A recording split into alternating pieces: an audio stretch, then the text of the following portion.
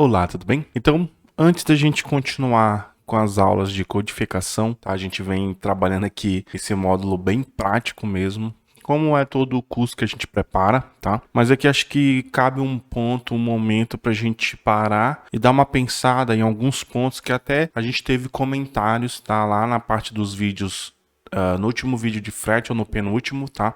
Sobre como ficaria o frete no carrinho, dado que a gente está aqui num marketplace e temos várias lojas e essas lojas de repente não, elas vão ter um CEP de algum, nem que seja da sede física, nem que seja da casa de quem vai mandar, mas tem um CEP próprio. E aqui os produtos eles são, vamos dizer assim, aleatórios, ou seja, aleatórios no sentido que eu quero comentar aqui pode ter 3 produtos aqui na tela, 6, e pode ter, por exemplo, o primeiro produto é um produto de uma loja X, o segundo de outra loja, o usuário pega, adiciona no carrinho, compra isso, gera um pedido. Como ficaria o cálculo do frete nesse sentido, né?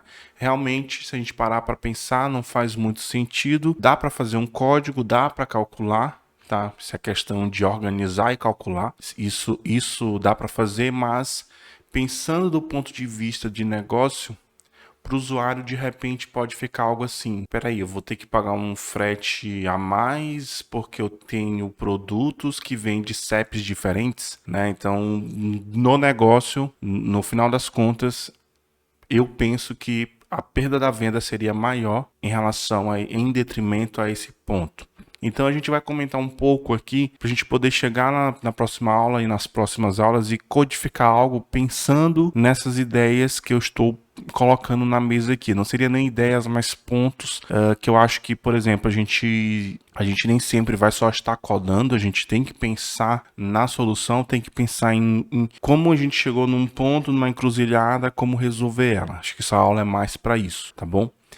Nesse momento aqui eu estava preparando os códigos da próxima aula, né? Eu sempre, quando eu vou testando, codificando aqui, para poder trazer uma aula com o máximo de possibilidades mapeadas por conta da codificação daquele dado, eu sempre preparo essas aulas antes, né? Esses códigos da aula ou do módulo. E aqui no caso estava começando a fazer essas preparações para as próximas aulas e já pensando nesses comentários e também já tendo em mente que isso realmente a gente chegaria numa encruzilhada para poder resolver e entender por que essa encruzilhada existe, né? Então, basicamente, estou aqui nesse momento, eu estava preparando as aulas, abri aqui o editor só para gravar esse vídeo para mostrar para vocês esses pontos.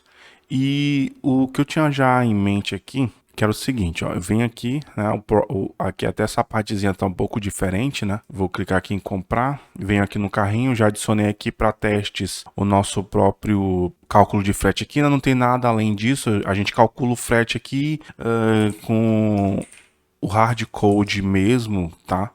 Do que a gente já tinha preparado, isso aqui não mudou ainda, mas aqui entra aquele ponto que eu comentei, que é o seguinte: temos N lojas, o usuário pode comprar produtos dessas N lojas e fazer o checkout disso finalizando a compra. E aí para o cálculo de frete seria o que? Eu teria que categorizar os CEPs de cada loja, pegar os itens categorizados de cada um desses CEPs, né? Daria para fazer isso com a collection tranquilamente e fazer o cálculo disso passando para o nosso serviço ali. Só que o código dá para fazer, beleza, sem nenhum problema, mas e o negócio?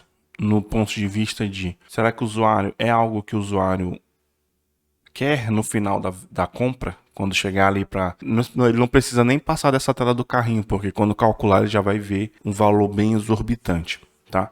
Então nesse caso aqui, a gente, claro, quando começou esse marketplace, aí minha ideia era mais mostrar a possibilidade de criação de lojas com produtos. E no âmbito digital, esse projeto ele funciona. Claro, vai dependendo da regra que você quer adicionar, você vai modificar algo, vai melhorar código e assim por diante. Isso aí a gente sabe que sempre existe, tá? Mas o marketplace, inicialmente, ele foi feito nesse pensamento. Tanto é que eu até não cheguei nem a dividir uma ordem por loja, né? Eu coloquei uma ordem com vários itens, a loja vê a mesma ordem, o usuário vê uma ordem apenas, e a loja só vê a ordem e os itens que foram pedidos da sua loja. Mas a ordem ela é única, tá?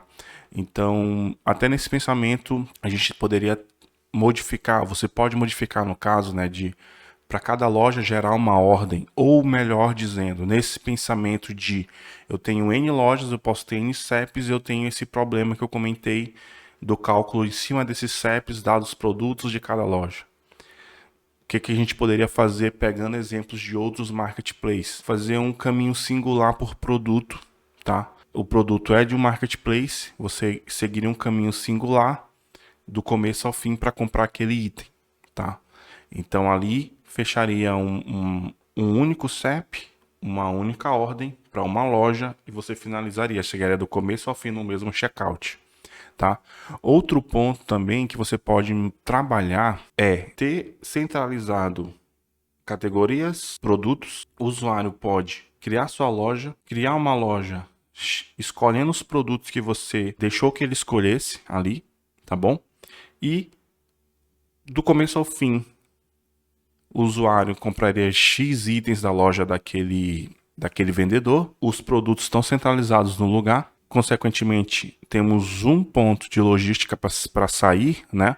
Então temos um ponto de cálculo de CEP e aí facilita o processo do começo ao fim e o usuário escolhendo N produtos, tá bom? Nesse momento são os dois pontos que me vêm à cabeça para esse ponto, porque assim, a gente não nasceu do começo, até nunca nem coloquei no curso, coloquei aqui mais por pedido de vocês e para mostrar como faz. O processo em si do cálculo de frete a gente já entendeu como faz, abstraído por um pacote, evidentemente, mas já está, entre aspas, funcional. Mas o grande ponto aqui é a gente ter barrado ou ter caído nessa encruzilhada, dado que o projeto começou sem esse escopo de ter o cálculo do frete. Então, tem vários pontos que eu mudaria para se encaixar nesse pensamento de cálculo de frete. E aí é claro que o que vai definir o caminho a ser seguido é, por exemplo, se você vier para a vida real e de repente pensar nesse projeto como algo para o mercado, você teria que mapear tudo que é necessário para que o seu processo funcione e para que seja interessante para o seu cliente final, tá?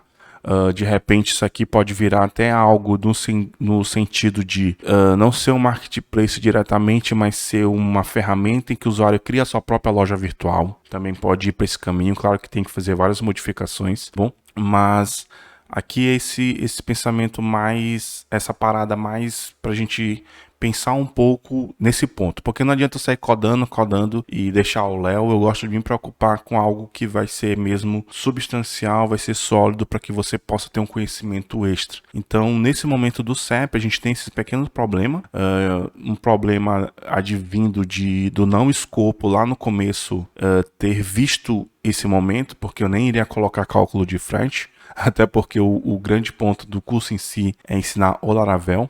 Tá? Mas aqui no caso, o que eu vou fazer? Eu vou ter o seguinte pensamento de o CEP ser algo central e a gente calcular isso ali no projeto, no carrinho, sempre pensando num CEP central. Então a gente vai fazer algumas modificações para poder se adequar a esse pensamento, tá bom? Então eu trouxe essa aula aqui mais para mostrar para você alguns pormenores, tá bom? E nesse caso trazer o caminho que eu vou seguir, tá? Até para você entender por que eu vou seguir ele, dado esses pontos.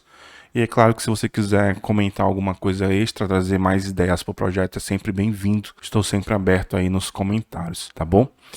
Existe um ponto a mais que a gente vai ter que voltar atrás na próxima aula, que é lá, eu coloquei o cálculo do frete lá na parte de API, mas normalmente quem já fez meu curso de API REST ou que já mexe com API sabe que normalmente as APIs tendem, pelo menos é uma dica, né? Algo que é seguido, que é não ter estado na API. Então, normalmente, ali naquela parte de API, nas rotas do Laravel, se você tentar acessar qualquer coisa da sessão, você vai ter o null sempre, porque a sessão ela não é ativa naquele grupo de rotas de API. E isso faz todo sentido dado a ideia desse pensamento stateless do HTTP e trazido para APIs REST. Então, se nós colocarmos o cálculo dos itens do carrinho, a gente vai sempre ter um problema de não encontrar os itens da sessão, tá? Então isso aqui já é um ponto que a gente vai melhorar e vai corrigir na próxima aula. Eu já estou deixando a explicação aqui, mas vou pontuar lá também, tá? Então essa aula aqui é mais esse pensamento filosófico, deliberativo da gente organizar as ideias, para a gente poder partir e ter algo bem concreto e sólido nesse pensamento do cálculo do frete. Espero que tenha agregado alguma coisa a você e É isso, vamos continuando. Até mais.